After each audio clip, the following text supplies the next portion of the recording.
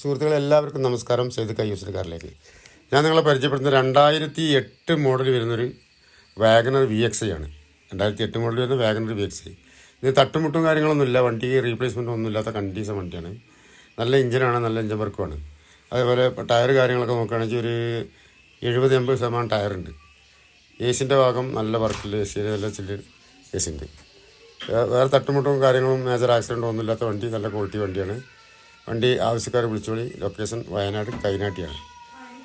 വണ്ടീൻ്റെ എല്ലാ ഭാഗം ഒന്ന് കാണിക്കുമ്പോൾ എല്ലാ ഭാഗം കാണിക്കും. ഇന്ത്യയുടെ ഭാഗം ഇന്ത്യയിലൊക്കെ നല്ല വൃത്തിയുള്ള വണ്ടിയാണ്. ചെറിയൊരു ഇരുട്ടത്താണ് ഇപ്പോൾ എടുക്കുന്ന വൈകുന്നേരം, അതുകൊണ്ട് ചെറിയൊരു മങ്ങലുണ്ട്, എല്ലാവരും ക്ഷമിക്കുക.